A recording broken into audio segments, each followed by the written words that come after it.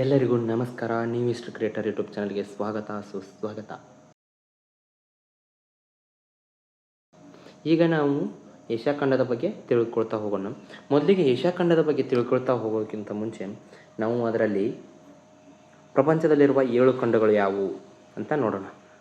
ಅದರಲ್ಲಿ ಮೊದಲನೇದಾಗಿ ಏಷ್ಯಾ ಖಂಡ, ಆಫ್ರಿಕಾ ಖಂಡ, ಯುರೋಪ್ ಖಂಡ, ಉತ್ತರ ಅಮೆರಿಕ ಖಂಡ, ದಕ್ಷಿಣ ಅಮೆರಿಕ ಖಂಡ, ಆಸ್ಟ್ರೇಲಿಯಾ, ಅಂಟಾರ್ಟಿಕಾ ಖಂಡ. ಇವು ಜಗತ್ತಿನಲ್ಲಿರುವ ಒಟ್ಟು 7 ಖಂಡಗಳು. 7 ಖಂಡಗಳಲ್ಲಿ ಏಷ್ಯಾ ಅತಿ ದೊಡ್ಡ ಖಂಡವಾಗಿದೆ. ಏಷ್ಯಾ ಖಂಡ ಅತಿ ದೊಡ್ಡ ಖಂಡವಾಗಿದೆ. ನಾವು ಈಗ ಏಷ್ಯಾ ಖಂಡದ ಸ್ಥಾನ, ವಿಸ್ತೀರ್ಣ ಮತ್ತು ಭೌಗೋಳಿಕ ಸನ್ನಿವೇಶ, ಪ್ರಾದೇಶಿಕ ವಿಭಾಗಗಳು, ಪ್ರಾಕೃತಿಕ ಲಕ್ಷಣಗಳು, ಪ್ರಮುಖ ನದಿಗಳು ಮತ್ತು ವ್ಯವಸಾಯ, ವಾಯುಗುಣ, ಸಸ್ಯವರ್ಗ, ಪ್ರಮುಖ ಖನಿಜಗಳು, ಜನಸಂಖ್ಯೆಯ ಬೆಳವಣಿಗೆ, ಹಂಚಿಕೆ ಮತ್ತು ಸಾಂದ್ರತೆ ಕುರಿತು ಈ ವಿಡಿಯೋದಲ್ಲಿ ನೋಡ್ತಾ ಹೋಗೋಣ. ಬನ್ನಿ ಹಾಗಾದರೆ ಶುರು ಮಾಡೋಣ. ಮೊದಲಿಗೆ ನಾವು ಏಷ್ಯಾ ಖಂಡ ಅಂದ ತಕ್ಷಣ ನೆನಪಾಗೋದು ಏನಪ್ಪ ಅಂದರೆ ಭೂಮಿಯ ಒಂದು ಚಿತ್ರ ನಕಾಶೆ, ಅಂದರೆ ಭೂಮಿಯ ಮ್ಯಾಪ್, ನಮಗೆ ಅರ್ತ್ ಮ್ಯಾಪ್ ನಮಗೆ ಒಂಥರ ಕಣ್ಣಿಗೆ ಒಂಥರ ಫ್ಲ್ಯಾಶ್ ಆಗಬೇಕು. ಹೇಗೆಂದರೆ ನೋಡಿ, 0 ಡಿಗ್ರಿ ಲೈನ್ ಯಾವುದು? ಇಕ್ವೇಟರ್. 0 ಡಿಗ್ರಿ ಇಕ್ವೇಟರ್ ಇದೆ, ಹೌದಾ? 0 ಡಿಗ್ರಿ ಇಕ್ವೇಟರ್ ಇದೆ ಅಂದರೆ ಸಮಭಾಜಕ ವೃತ್ತ. ಸಮಭಾಜಕ ವೃತ್ತ ಇಲ್ಲಿ 23.5 ಡಿಗ್ರಿ, ಇಲ್ಲಿ 23.5 ಡಿಗ್ರಿ. ಇದು ಉತ್ತರ 23.5 ಡಿಗ್ರಿ. ಇದಕ್ಕೆ ಏನಂತ ಹೆಸರು ಕರೀತಾರೆ ಅಂದರೆ ಕರ್ಕಾಟಕ ಸಂಕ್ರಾಂತಿ ವೃತ್ತ.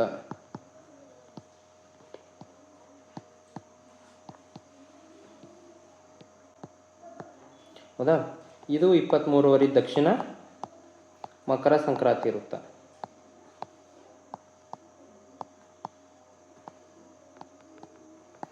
ಈಗ ನಾನು ನೋಡ್ತಾ ಹೋದರೆ ಏಷ್ಯಾ ಖಂಡ ಉತ್ತರಾರ್ಧಗೋಳದಲ್ಲಿದೆ, ಹೌದಾ? ಕರ್ಕಾಟಕ ಸಂಕ್ರಾಂತಿ ವೃತ್ತ ಭಾರತದಲ್ಲಿ ಹಾದು ಹೋಗುತ್ತೆ, ಹೌದಾ?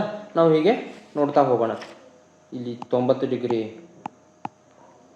ಉತ್ತರ, 90 ಡಿಗ್ರಿ ದಕ್ಷಿಣ. ಇಲ್ಲೊಂದು ಬರುತ್ತೆ 66.5 ಡಿಗ್ರಿ,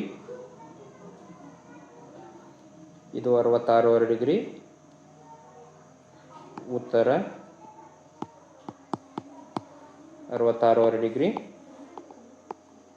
ದಕ್ಷಿಣ.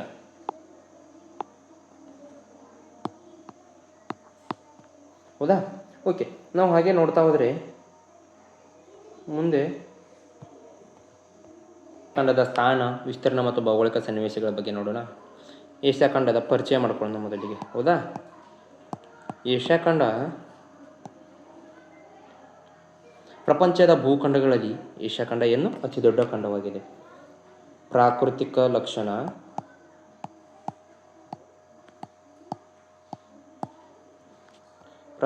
ಲಕ್ಷಣ, ವಾಯುಗುಣ,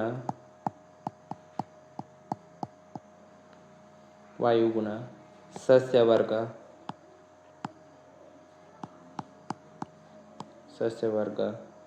ವನ್ಯಜೀವಿ, ಮಣ್ಣಿನ ಪ್ರಕಾರ,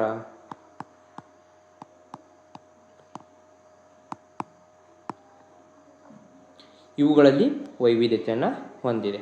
ಹಾಗೆ ಈ ಖಂಡದಲ್ಲಿ ಎತ್ತರದ ಪರ್ವತ,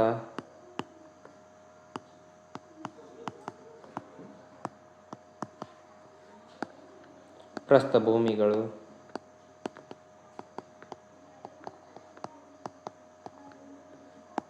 ಹಾಗೆ ವಿಶಾಲ ಮೈದಾನ,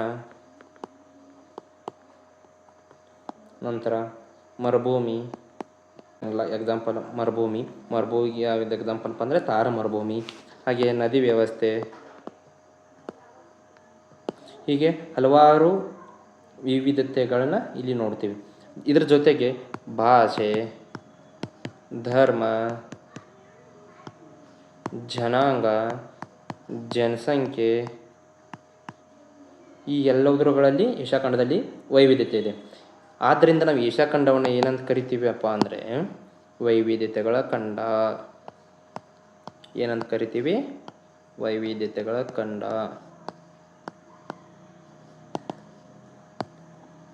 ಏಷ್ಯಾ ಖಂಡವನ್ನು ಇಷ್ಟೆಲ್ಲ ವಿಷಯಗಳಲ್ಲಿ ವೈವಿಧ್ಯತೆ ಇರುವುದರಿಂದ ಏಷ್ಯಾ ಖಂಡವನ್ನು ಏನಂತ ಕರಿತೀವಿ? ವೈವಿಧ್ಯತೆಗಳ ಖಂಡ ಅಂತ ಕರಿತೀವಿ. ಹೌದಾ? ಓಕೆ, ಬನ್ನಿ ಹಾಗಾದರೆ ಮುಂದೆ ನೋಡ್ತಾ ಹೋಗೋಣ. ಪ್ರಪಂಚದಲ್ಲಿ 44 ಮಿಲಿಯನ್ ಚದರ ಕಿಲೋಮೀಟರ್ ವಿಸ್ತೀರ್ಣ ಹೊಂದಿದೆ ಭೌಗೋಳಿಕವಾಗಿ. ಹಾಗೆ ಪ್ರಪಂಚದಲ್ಲೇ 33% ಜಾಗವನ್ನು ಯಾವುದು ಹೊಂದಿದೆ ಅಂದರೆ ಏಷ್ಯಾ ಖಂಡ ಹೊಂದಿದೆ. ಹಾಗೆ ಏಷ್ಯಾ ಖಂಡ ಏನಿದೆ ಅಂದರೆ ಪೂರ್ಣವಾಗಿ ಉತ್ತರಾರ್ಧಗೋಳ ಅಂತ ಹೇಳಿದ್ನಿ ಗೊತ್ತಾ? ಉತ್ತರಾರ್ಧಗೋಳದಲ್ಲಿದೆ. ಹೌದಾ? ಇದು ಉತ್ತರಾರ್ಧಗೋಳ, ಇದು ದಕ್ಷಿಣಾರ್ಧಗೋಳ. ಹೌದಾ?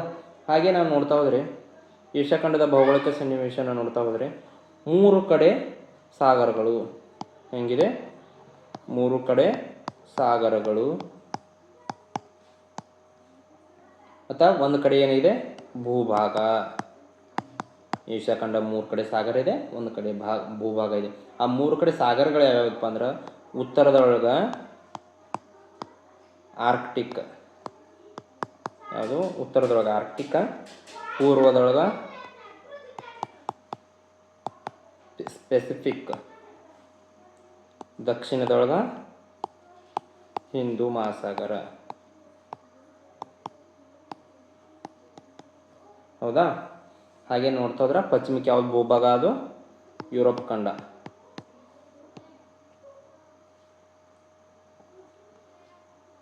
ಯುರೋಪ್ ಮತ್ತು ಏಷ್ಯಾದ ಕಾಲ್ಪನಿಕ ಗಡಿರೇಖೆ ಕಾಲ್ಪನಿಕ ಆಗಿದೆ.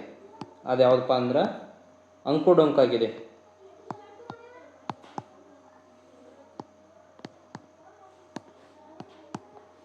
ಏನಂದ್ರೆ ಅದು ಮತ್ತು ಯುರೋಪ್ ಪರ್ವತ ಮತ್ತು ಕ್ಯಾಸ್ಪಿಯನ್ ಸಮುದ್ರ, ಕಕಾಸಸ್ ಪರ್ವತ ಮತ್ತು ಕಪ್ಪು ಸಮುದ್ರಗಳ ಮೂಲಕ ಅದು ಯಾವುದು ಹಾದೋಗಿದೆ. ಯಾವುದು? ಯುರೋಪ್ ಮತ್ತು ಏಷ್ಯಾ ಖಂಡಗಳ ಗಡಿ. ಹೌದಾ? ಓಕೆ, ನೆಕ್ಸ್ಟ್ ನಾವು ನೋಡ್ತಾ ಹೋದರೆ ಏಷ್ಯಾ ಮತ್ತು ಆಫ್ರಿಕಾ ಖಂಡಗಳ ಗಡಿ ಯಾವುದು? ಸೂಯೆಜ್ ಕಾಲುವೆ.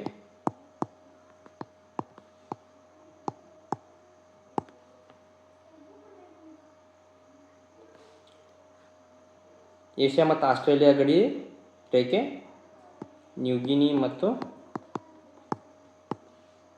ಆಸ್ಟ್ರೇಲಿಯಾಗಳ ನಡುವೆ ಹಾದು ಹೋಗಿದೆ. ಹೌದಾ? ಹಾಗೆ ನಾವು ಏಷ್ಯಾದ ಪ್ರಾದೇಶಿಕ ವಿಭಾಗಗಳ ಬಗ್ಗೆ ನೋಡ್ತಾ ಹೋಗೋಣ. ಒಟ್ಟು ಏಷ್ಯಾದಲ್ಲಿ ಎಷ್ಟದಾವ ಅಂದ್ರೆ 48 ದೇಶಗಳದಾವ. ಆ 48 ದೇಶಗಳನ್ನು 5 ಪ್ರಾದೇಶಿಕ ವಿಭಾಗಗಳಾಗಿ ವಿಂಗಡಿಸಿದ್ದಾರೆ. ಒಂದು ಪೂರ್ವ ಏಷ್ಯಾ. ಪೂರ್ವ ಏಷ್ಯಾದಲ್ಲಿ ಬರ್ತಕ್ಕಂಥ ದೇಶಗಳು ಯಾವ್ಯಾವಪ್ಪ ಅಂದರೆ ಒಂದು ಚೀನಾ, ಉತ್ತರ ಕೊರಿಯಾ, ದಕ್ಷಿಣ Korea, Japan, Hong Kong, Taiwan, Mongolia. ಇವು ಎಲ್ಲೇ ಪೂರ್ವ ಏಷ್ಯಾದಾಗ ಬರ್ತಾವೆ. ಹೌದಾ? ಈ ಪೂರ್ವ ಏಷ್ಯಾದ ಉತ್ತರದೊಳಗೆ ರಷ್ಯಾ ಇದೆ, ದಕ್ಷಿಣ ಏಷ್ಯಾ ಇದೆ ಮತ್ತು ಆಗ್ನೇಯದೊಳಗೆ ದಕ್ಷಿಣ ಏಷ್ಯಾದ ಮತ್ತು ಆಗ್ನೇಯ ಏಷ್ಯಾಗಳ ನಡುವೆ ಈ ಪೂರ್ವ ಏಷ್ಯಾ ಇದೆ. ಹಾಗೆ ನಾವು ನೆಕ್ಸ್ಟ್ ನೋಡ್ತಾ ಹೋದರೆ ಆಗ್ನೇಯ ಏಷ್ಯಾ.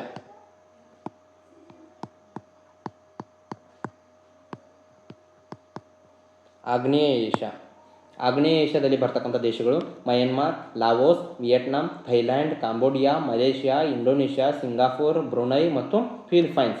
ಇವು ಆಗ್ನೇಯ ಏಷ್ಯಾದಲ್ಲಿ ಬರ್ತಾವೆ. ಇದೊಂದು ಏನಾಗಿತ್ತು ಅಂದ್ರೆ ಆಗ್ನೇಯ ಏಷ್ಯಾ ಪರ್ಯಾಯ ದ್ವೀಪ ಆಗಿದೆ. ಅಂದರೆ ದ್ವೀಪ ಸಮೂಹಗಳ ಪ್ರದೇಶವಾಗಿದೆ. ಉದಾಹರಣೆಗೆ ಸುಮಾತ್ರ, ಜಾವಾ, ಸುಲಾವೇಸಿ, ಬೋರ್ನಿಯೋ, ಪಪುವಾ ಇತ್ಯಾದಿ ದ್ವೀಪಗಳು ಇಲ್ಲಿ ಕಂಡು ಬರ್ತವೆ. ಈ ಆಗ್ನೇಯ ಏಷ್ಯಾದ ಪಶ್ಚಿಮಕ್ಕೆ ಹಿಂದೂ ಮಹಾಸಾಗರ ಮತ್ತು ಪೂರ್ವಕ್ಕೆ ಪೆಸಿಫಿಕ್ ಸಾಗರಗಳಿವೆ. ಹಾಗೆ ನಾವು ನೋಡ್ತಾ ಹೋದರೆ ನೆಕ್ಸ್ಟು ದಕ್ಷಿಣ ಏಷ್ಯಾ.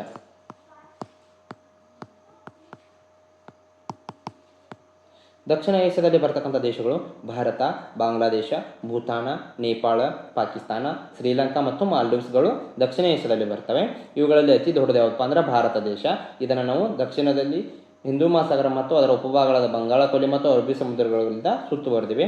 ಉತ್ತರದಲ್ಲಿ ಹಿಮಾಲಯ ಪರ್ವತಗಳ ಸರಣಿ ಇದೆ. ಪೂರ್ವಕ್ಕೆ ಮಯನ್ಮಾರ್ ಮತ್ತು ಪಶ್ಚಿಮಕ್ಕೆ ಅಫ್ಘಾನಿಸ್ತಾನಗಳಿವೆ. ಯಾವುದಕ್ಕಂದ್ರೆ ದಕ್ಷಿಣ ಏಷ್ಯಾಕ್ಕೆ. ದಕ್ಷಿಣ ಏಷ್ಯಾದಲ್ಲಿ ಯಾವ್ದು ಬರುತ್ತೆ? ನಮ್ಮ ಭಾರತ ದೇಶ ಅಂದ್ರೆ ಸೌತ್ ಏಷ್ಯಾ. ಹೌದಾ? ಭಾರತ ದೇಶ ಎಲ್ಲಿ ಬರುತ್ತೆ? ಭಾರತ ದೇಶ ಬರೋದು ದಕ್ಷಿಣ ಏಷ್ಯಾದಲ್ಲಿ. ಹಾಗೆ ನಾವು ನೋಡ್ತಾ ಹೋದರೆ ನಾಲ್ಕನೇದಾಗಿ ನೈಋತ್ಯ ಏಷ್ಯಾ.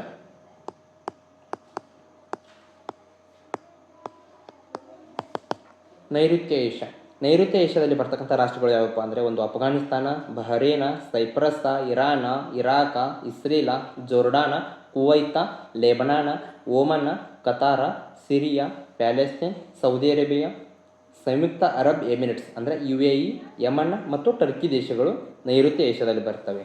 ಹಾಗೆ ಈ ವಿಭಾಗವು ಅಂದರೆ ನೈಋತ್ಯ ಏಷ್ಯಾ ವಿಭಾಗವು ಕಪ್ಪು ಸಮುದ್ರದ ದಕ್ಷಿಣ ಭಾಗದಲ್ಲಿದ್ದು ಪಶ್ಚಿಮಕ್ಕೆ ಮೆಡಿಟೇರಿಯನ್ ಸಮುದ್ರವಿದೆ. ಹಾಗೆ ಪೂರ್ವಕ್ಕೆ ಭಾರತಗಳ ನಡುವೆ ಯಾವುದಿದೆ? ನೈಋತ್ಯ ಏಷ್ಯಾ ಇದೆ. ಈ ನೈಋತ್ಯ ಏಷ್ಯಾ ಬಹಳವಾಗಿ ಮರುಭೂಮಿ ಮತ್ತು ಅರೆ ಮರುಭೂಮಿಗಳಿಂದ ಕೂಡಿದರೂ ಪೆಟ್ರೋಲಿಯಂ ಮತ್ತು ನೈಸರ್ಗಿಕ ಅನಿಲಗಳಿಂದ ಸಮೃದ್ಧವಾಗಿದೆ. ಇನ್ನು 5ನೇದಾಗಿ ಮಧ್ಯ ಏಷ್ಯಾ, ಸೆಂಟ್ರಲ್ ಏಷ್ಯಾ ಅಂತ ಕರಿತೀವಿ ನಾವು, ಹೌದಾ? ಮಧ್ಯ ಏಷ್ಯಾದಲ್ಲಿ ಬರ್ತಕ್ಕಂಥ ದೇಶಗಳು